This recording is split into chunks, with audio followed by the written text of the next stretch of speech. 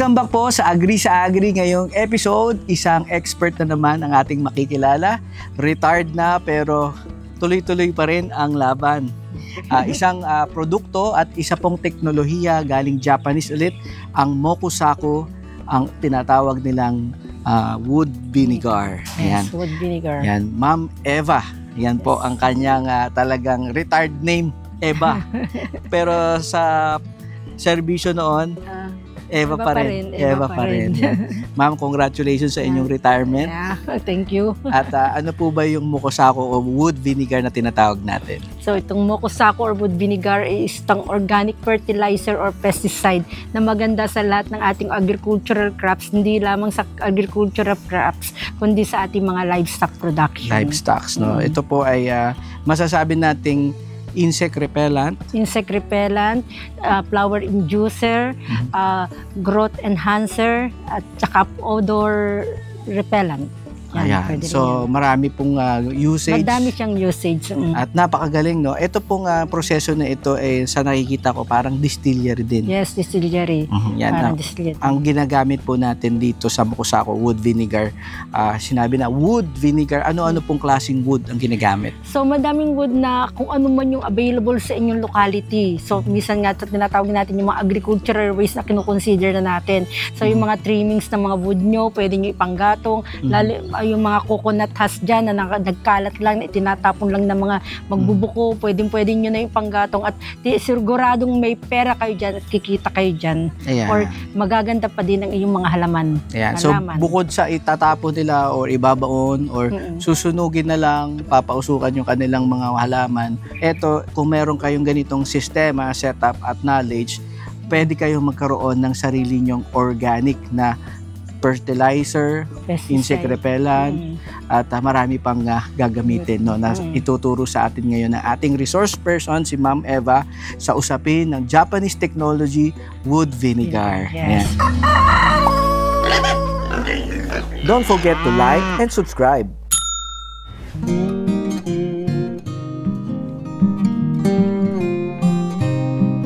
Good morning po, ako si Eva Pugay. Kasalukuyan po tayo ay nandito sa farm ko sa Palangidos, Naik, Cavite.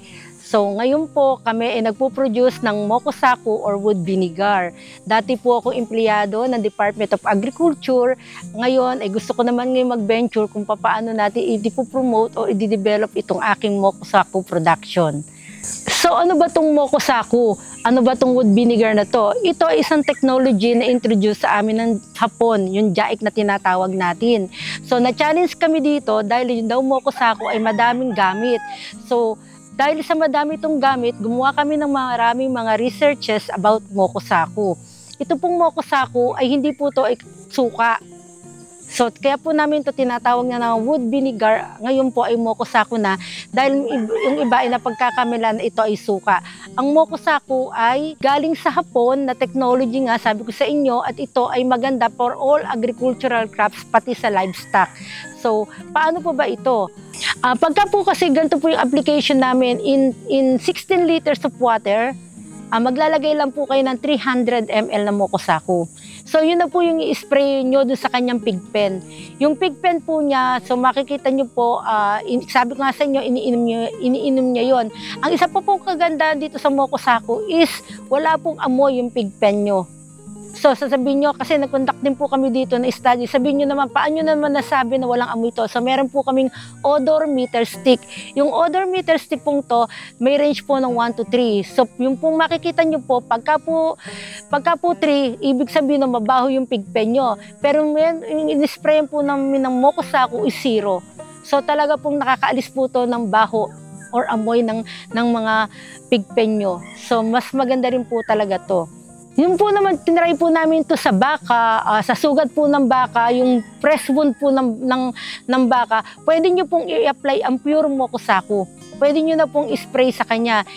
Makikita nyo po, madali pong matuyo yung sugat ng baka hanggang sa tuluyan na po siyang gumaling. Sa poultry, sa kambing, ganun din po siya. Sa poultry, pwede nyo po siyang ipainom sa mga manok. So ganun din po yung dilution natin in 16 liters of water, 300 ml of mokusaku.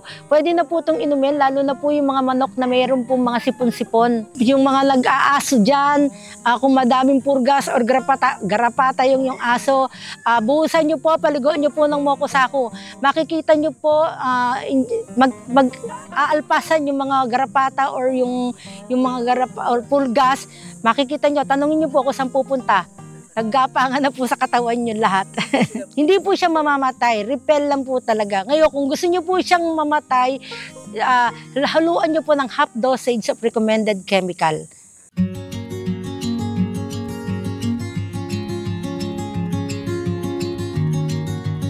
Pagka po sa crops, so ganito po yung parati kong inire-recommend. Pag po kayo ay organic practitioner, pwede pong mokusaku lang po ang ilagay nyo sa inyong power sprayer.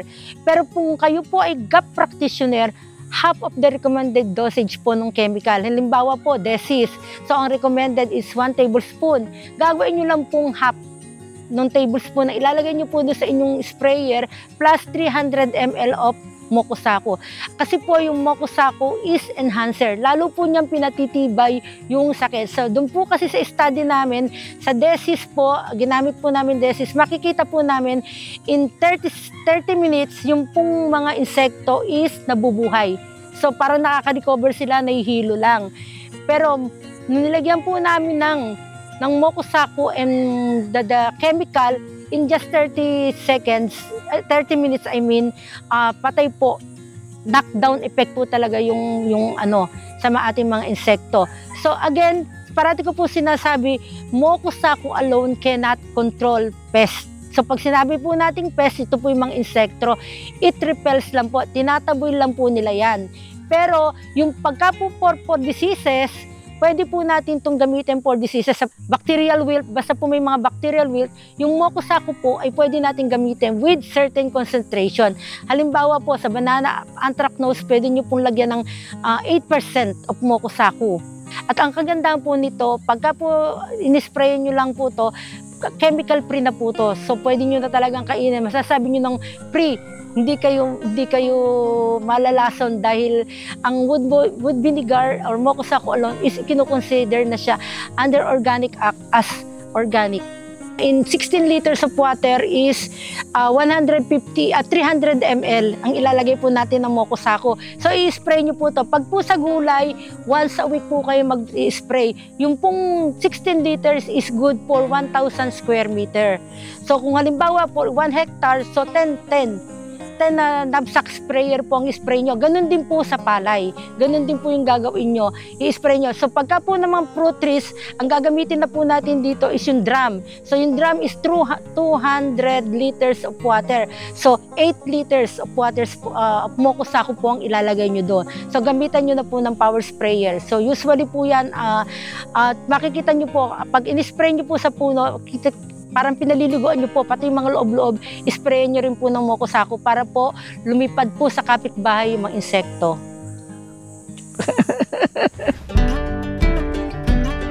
Sa land preparation po, kasi ito yung parati kong sinasabi sa mga tao, during land preparation pa lang po, lagyan nyo na po, sprayan nyo na po ng mokusaku yung inyong area. Kasi po, kasi usually, ang pinafertilize natin is the soil. Yung soil kasi, naandyan kasi, dyan ang gagaling yung mga insekto.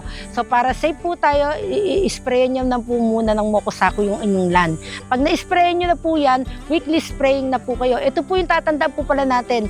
Pag nakita na po natin na meron na pong bulaklak ang ating mga halaman, stop spraying po. Kasi nasusunog po yung bulaklak. So pag nakita nyo na po na marble sides na yung inyong puno, ay yung inyong bunga, lalo na po yung mga fruit bearing trees at saka may vegetable na fruit, ay stop nyo, pwede na po ulit kayo mag-spray. Pero kung nakikita nyo naman po na wala na insekto, okay lang naman po na itigil nyo na. Pero pagka po may nakikita pa rin po kayo, sabi ko nga po sa inyo, safe ang mokusaku. Sprayin nyo po, wag lang po during flowering. Kahit po kailan, pwede po kayo mag-spray nun. Wala po siyang overdose, yung po ang maganda nito. Para po itong alak, mas matagal, mas tumitibay. So yung mokusaku po is, sabi ko nga po sa inyo, meron po itong chamber na tinatawag. So yung chamber po na yun, kasi tawag namin dito is pawis mula sa usok. From condensation kasi to.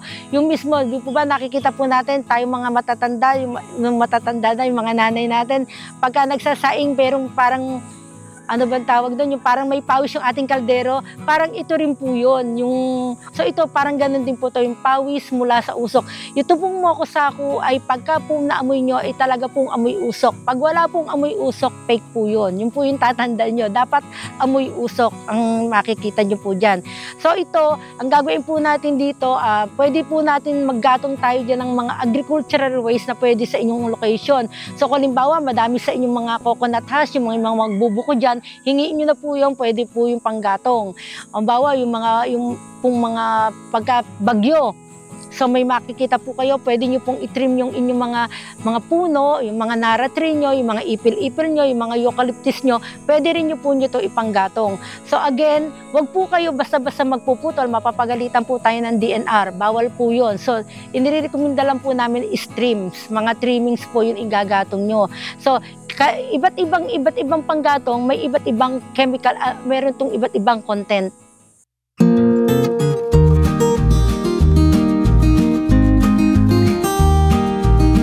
So ito pong mokusaku, sabi ko nga po sa inyo, sa agricultural ako, nag-start po ako mag-conduct ng study to ay 2008. So, different study, every 2 years po yan kinukonduct. So, series of study po to of different crops. Nagtagal po to hanggang 2023, hanggang 2023 po, continuous po yung pagkukonduct ko po ng study. Yung pong technology po nito ay disseminate na po namin not only in Calabarzon, meron din po kami sa Luzon area like Bicol and Baguio. So sa Baguio po to, kilala na po to, ginagamit po nito. Kasi sa tulong po to ng JAIC, kasi po yung JAIC, ito yung talagang pinopromote nila, yung mokusaku technology. Ma'am, ito pong research po na ito noon, no? Nabanggit nyo kayo ay from the Department of Agriculture.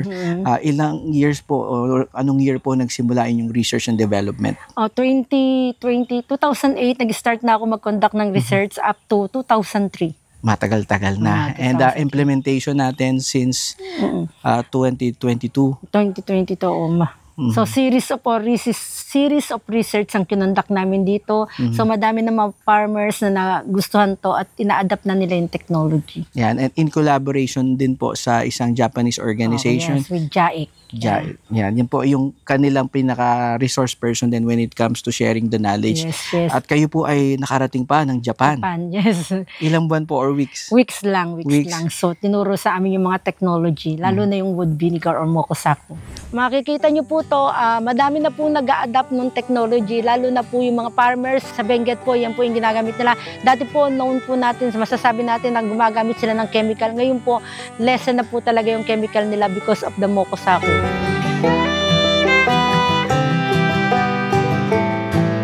So makikita nyo po, yung kagandahan din po dito sa mokusaku, hindi lang po to fertilizer or pesticide, meron pa rin po product na pwede tayo magawa dito. Pwede po tayo makagawa ng ointment, pwede po tayo makagawa ng soap, pwede po itong pan-detox.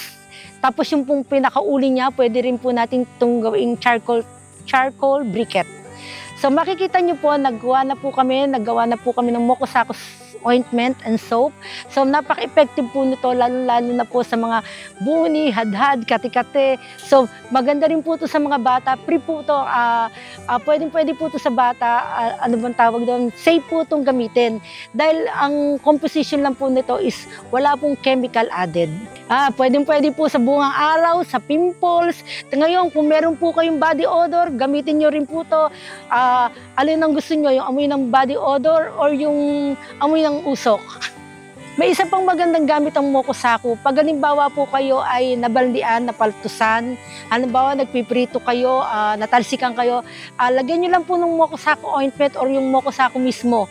Ilagay nyo lang po to. So meron pong isang case nung pong minom po kami ng kape ng husband ko, nagkamali po ako ng inom. Ang inom po ako po talaga is yung kumukulong tubig. So naisip ko yung mokusaku. Yung po yung pinagmumug ko. Makikita nyo po talaga yung bibig nyo is puting-puti. Pero talaga ang ganda-ganda po na epekto niya. Wala po talaga kahit isang sugat. So sa maikling usapin po, ano po ang pinaka-advantage po ng paggamit nito? Ay ito ay safe sa ating lahat. So sinasabi natin tong lahat na halos ng ating kakainin ay chemical free. So ito yung pinakamaganda lalo na sa ating mga kabataan at sa mga may mga edad na syempre kailangan gusto na nila is mga organic food or natural food. So pagka ang produkto mo ay from Mokosaku or wood vinegar, so sigurado tayong clean and safe yung ating kakainin. So, yung Mokosaku, nung gumagamit ng Mokosaku, parang safe ako na kumain ng mga gulay na gamit namin, ng tanim namin, kasi alam kong ito ay chemical free. So, makikita nyo po, di po ba ngayon, kung dati kasabihan, kung gusto mong maging gulay, kumain ka ng gulay. So, bakit ganon? Kasi ngayon yung gulay natin is more on chemical. So, ayoko yung ganong connotation. Gusto ko kasi, pag kumain ka ng gulay, healthy ka talaga, strong and healthy ka. So, gusto ko talaga i-promote to, not only para pansarili ko to, gusto ko rin ipalaganap yung technology na maganda talaga to.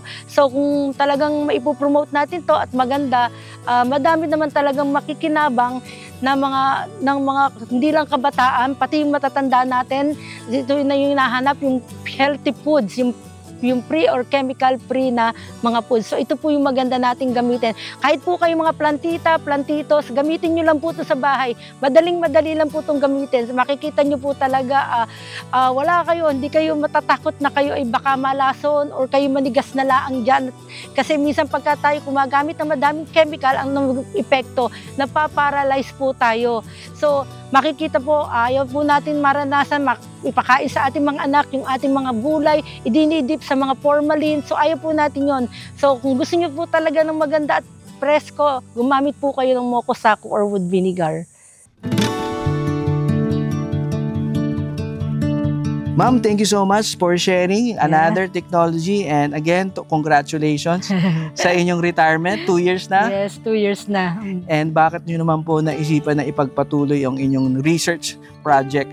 Yes, so kaya ko nga talaga pinagpatuloy to kasi gusto ko talaga mapalaganap yung technology para mayroon tayo talagang clean and safe food, at saka yung mga problema ng mga farmers, mabawas-bawasan naman yung kanilang gastusin, parang ganun. Yan, yun ang pinaka-importante, no? Yung dating basura ninyo, mag-invest na lang kayo sa isang setup na distillery na pwede rin po si Ma'am at ang kanyang team, no? Kontakin nyo lang po kami sa Agri sa Agri, Tito J Agri sa Agri.store, at darating po si Ma'am doon. Kung gusto nyo mag-set up na ganito at magkaroon kayo ng medyo mababang cost sa inyong farming expenses, unang-una na po dyan yung syempre ang pambuksa sa mga galis, mga pulgas at mga garapata ng inyong baka, kalabaw, mga repellent po itong ating wood vinegar na pwede nating magagamit. So malaki po ang may tutulong. Ilang years pa lang ini-introduce sa ating mga kababayan, maaaring sa inyong lugar or baka ngayon nyo lang din narinig, or kung narinig nyo na wala namang kayong supply,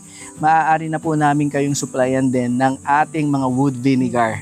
Na syempre dito sa kanilang bayan ginagawa, nakita nyo na ang sistema, nakita nyo na ang drone chat, legit na legit, walang panghahalong scam, talagang ayan pinapaypayan pa ni Kuya kasi medyo maulan, basa ang panggatong, kaya ang hina ng patak ng ating wood vinegar today sa ating demonstration purpose, pero on normal days po yan ay talagang may sumisirit, dire-diretso, malakas ang apoy. Mag-open po tayo ng courses kung gusto nyo pong matutunan. Pwede po tayong magpaturo kay Ma'am at imbitahan nyo na lang po kami at kayo na pong bahala sa aming panggas. At syempre, konting merienda. Ayan, si Ma'am retired na. Gustong-gusto niyang maggala. Kung iimbitahan nyo kami sa Bicol, dyan sa Ilocos, or kung gusto nyo sa Zamboanga, dyan sa Mindanao, Visayas, game ba kayo maggala? Game kami. Game na game. Ayan. So, agree ba kayo sa Agri? Agree sa Agri. Approve? Approve.